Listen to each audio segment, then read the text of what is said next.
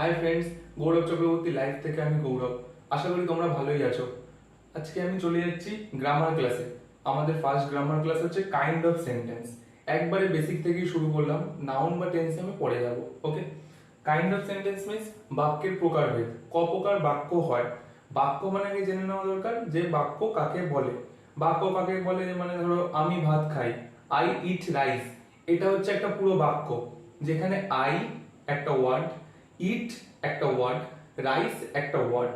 সুতরাং এখান থেকে বুঝতে পারছি যে কয়েকটা ওয়ার্ড নিয়ে একটা বাক্য হয়। ওকে, বাক্য মিন সেন্টেন্স, ওয়ার্ড মিন শব্দ।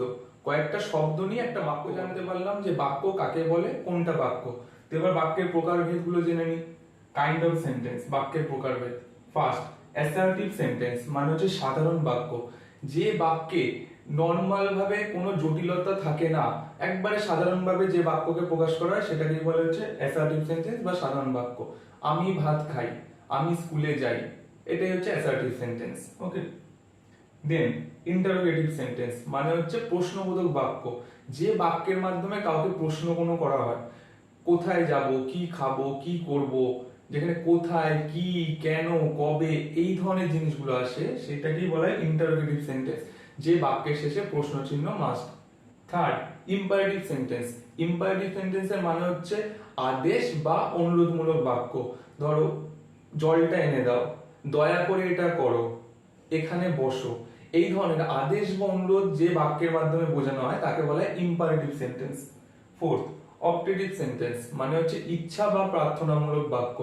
ধরো তোমার একটা মনের ইচ্ছা আছে, যদি আমি এটা হতাম, যদি আমি ওটা হতাম, এরম, যদি এটা হতাম, যদি ওটা হতাম, এরম বোঝাতে গেলে তখন ব্যবহার করা হয় অপটেটিভ সেন্টেন্সকে, মানে ইচ্ছা বোঝাতে গেলে অপটেটিভ সেন্টেন্সের ব্যবহার হয়। আর ফিফথ, এক্সক্লেমেটরি মানে হচ্ছে আবেগ সূচক, যেমন আমরা হেরে গেলাম, হায় রে আমরা হেরে গেলাম, এই ধরনের জিনিসগুলো, যেখানে হায় বা ধিক, এই ধরনের বাংলায় যেগুলো হায় ধিক এগুলো দিয়ে প্রকাশ করা হয়, যেগুলো আবেগের মাধ্যমে প্রকাশ করা হয়, সেগুলোকে বলে এক্সক্লেমেটরি সেন্টেন্স। এক্সক্লেমেটরি সেন্টেন্সে এক্সক্লেমেটরি সাইন ম্যান্ডেটরি। তো চলো এক একটা উদাহরণ লিখে লিখে দেখে নেওয়া যাক যে কোনটা কোন সেন্টেন্স এবং সেটাকে আমরা কিভাবে চিনতে পারি। যেটা আমরা দেখবো সেটা হচ্ছে অ্যাসার্টিভ সেন্টেন্স মানে হচ্ছে সাধারণ বাক্য।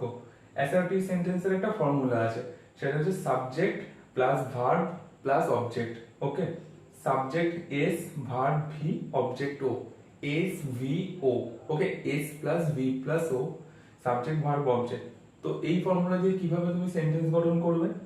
ধরো আই ইট রাইস, যেটার সাথে আমরা খুবই পরিচিত যে এই সেন্টেন্সের সাথে। তো আই এখানে হচ্ছে একটা সাবজেক্ট, আই সাবজেক্টে চলে গেল, ইট হচ্ছে ভার্ব, রাইস হচ্ছে অবজেক্ট, তারপর ফুল স্টপ। দেখো, I eat rice, subject verb object, এই ফর্মুলার সাহায্যে তুমি আই ইট রাইসটা কিন্তু সেন্টেন্সটা গঠন করে ফেললে। এই আই ইট রাইস দিয়ে যদি কেউ বলে যে এই সেন্টেন্সটা কি ধরনের সেন্টেন্স বা এই বাক্যটা কি ধরনের বাক্য, উত্তর হবে অ্যাসার্টিভ সেন্টেন্স, যেটা শেষে ফুল স্টপ আছে। ঠিক সেরকম ভাবেই আরেকটা আমি যেমন লিখলাম, দে প্লে ক্রিকেট, তারা ক্রিকেট খেলছে। দে হচ্ছে এখানে সাবজেক্ট, প্লে হচ্ছে এখানে ভার্ব, ক্রিকেট, ক্রিকেট হচ্ছে object. Okay, they play cricket, it's also a assertive sentence. তো এইগুলি হচ্ছে অ্যাসার্টিভ সেন্টেন্স। এরকম অনেক হয়, he plays football, she goes to school, এরকম অনেক ধরনের উদাহরণ হয় অ্যাসার্টিভ সেন্টেন্সে। আমি যখন ট্রান্সলেশন পার্টটা করাবো এগুলো এক এক করে আমি তখন বলতে থাকবো। আপাতত এই দুটো সেন্টেন্স দিয়ে অ্যাসার্টিভটাকে চিনি। সেটা হচ্ছে ইন্টারোগেটিভ সেন্টেন্স মানে হচ্ছে প্রশ্নবোধক বাক্য। কিভাবে তুমি প্রশ্নবোধক বাক্য ফর্ম করবে, এটা নিয়ে একটা বড় চ্যাপ্টার আছে, স্টেপ বাই স্টেপ সেটা আসলেই বুঝতে পারবে। এখন শুধু কিভাবে প্রশ্নবোধক বাক্য চিনতে পারবে এবং জাস্ট বেসিক একটা ফর্মুলা দিয়ে কিভাবে প্রশ্নবোধক বাক্য ফর্ম করা যায় চলো দেখে নিই। সেটার ফর্মুলাটা হচ্ছে WH ওয়ার্ড মানে হু, হোয়াট, হোয়ার, এগুলোকে বোঝানো হয়, plus be verb. Be verb means প্রেজেন্টে am is are, এই তিনটে। অর হ্যাভ ভার্ব মানে হচ্ছে হ্যাভ বা has, plus subject plus main verb, যেটা সেন্টেন্সে মেন ক্রিয়ার কাজ করছে সেটাকে বলে মেন ভার্ব, প্লাস অবজেক্ট মানে জাস্ট বিধেয়টা। তো দেখে নেওয়া যায় কিভাবে সেন্টেন্স ফর্ম হচ্ছে। WH আমি যে সেন্টেন্সটা ফর্ম করেছি সেটা হচ্ছে হোয়াট ইজ ইওর নেম। কিভাবে ফর্মুলার সাথে ম্যাচ খাচ্ছে দেখে নেওয়া যাক।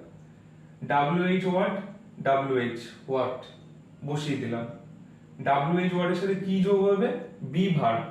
বি ভার্ব হচ্ছে ইজ। ইজ বসিয়ে দিলাম। হোয়াট ইজ, এখানে কোনো হ্যাভ ভার্ব আসবে না। হোয়াট ইজ ইওর নেম, এখানে কোনো হ্যাভ ভার্বের স্থান নেই এই সেন্টেন্সে, সেই জন্য হ্যাভ ভার্বে আমি ড্যাশ দিয়ে বেরিয়ে গেলাম। প্লাস সাবজেক্ট কোনটা? হোয়াট ইজ ইওর, তোমার। তোমারটা হচ্ছে সাবজেক্ট, তো সাবজেক্টের অ্যারো দিয়ে ইওর বসালাম।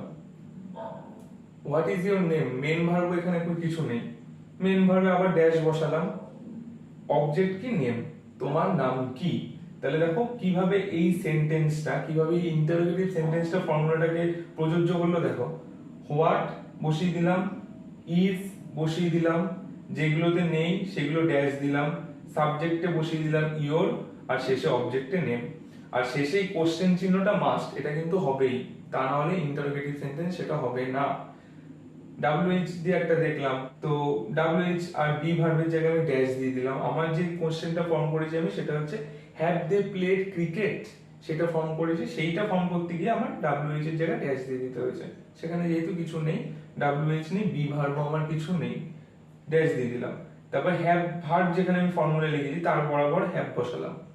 হ্যাভ, সাবজেক্ট দে, ফর্মুলা কি বলছি? হ্যাভ এর পর সাবজেক্ট, এখানে হ্যাভ বসালাম, সাবজেক্ট বসালাম, দে হচ্ছে সাবজেক্ট, হ্যাভ হচ্ছে হ্যাভ বা হ্যাজ ভার্ব। হ্যাভ দে, তারপর হচ্ছে মেন ভার্ব প্লে, তারা কি ক্রিকেট খেলছে? Have they played cricket, ED, main verb play. এবার হ্যাভ বা হ্যাজ এর সাথে যখনই হ্যাভ বা হ্যাজ কোনো কিছুতে আনবে, তার সাথে ভার্বের সবসময় থার্ড ফর্ম বসে। Play, played, played.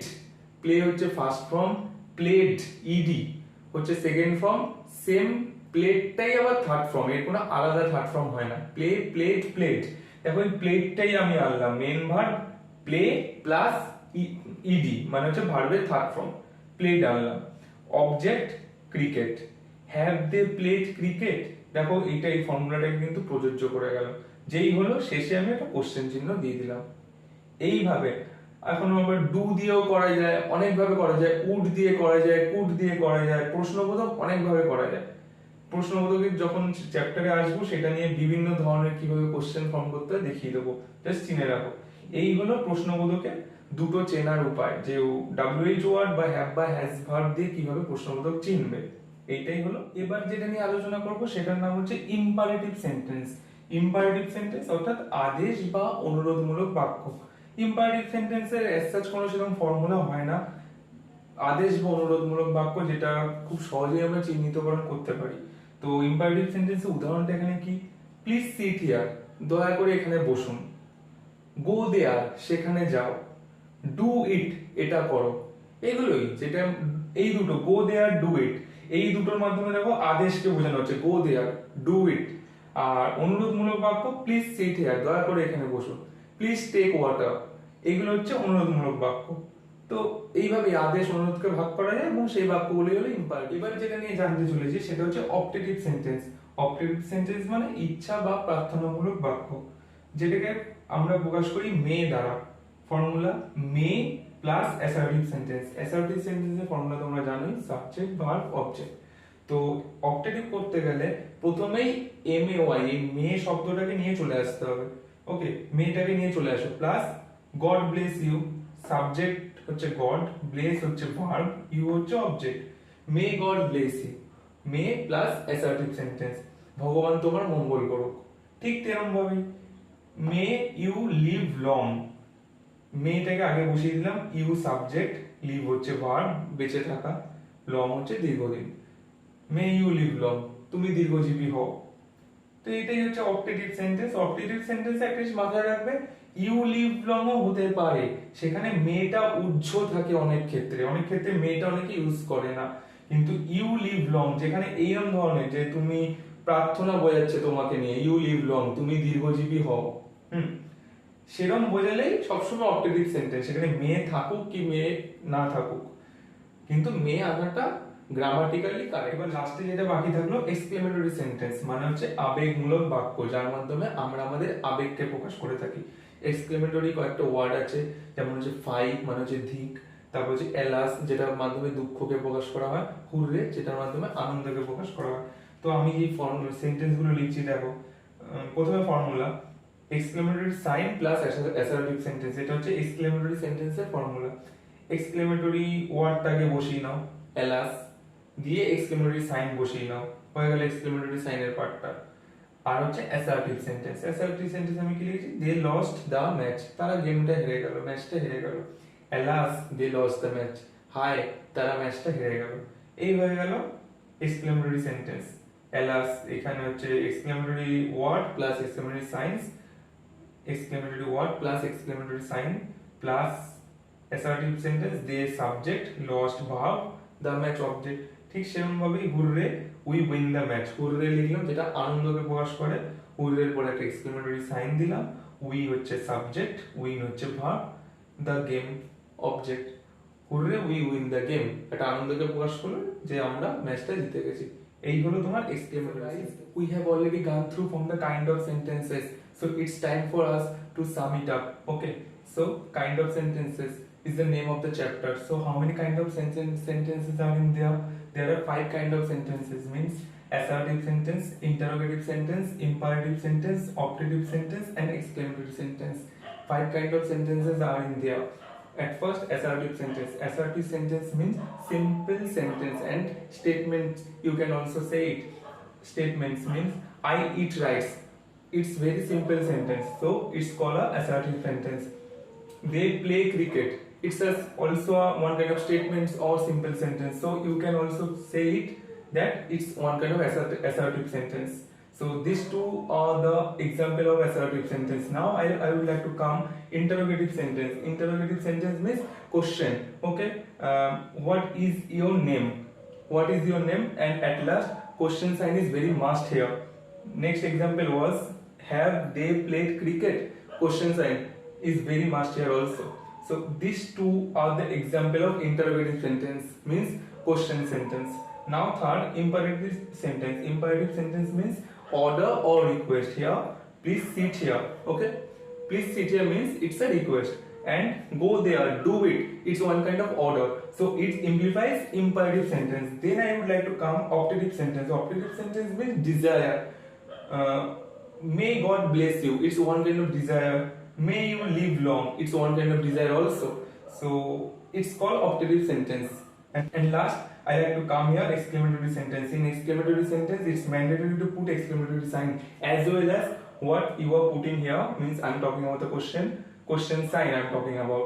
In interrogative sentence, question sign is mandatory, and in exclamatory sentence also, here exclamatory sign is mandatory with exclamatory word, means alas they lost the match. And next example was hooray we win the match. Hooray was the exclamatory word, and I have joined exclamatory sign with it, and then just put assertive sentence with exclamatory sign and exclamatory word. So this is called exclamatory sentence. This was my first English grammar class. If you have some more problem with this chapter, don't forget to comment me. I will try to make video according to your word, and lots of grammar classes are about to come right now, so try to please stick with me and please subscribe my channel, which motivates me every time. Class বাংলাতেই হবে, সাথে থেকো। আজকে আর কিছু বলার নেই, so thanks for watching.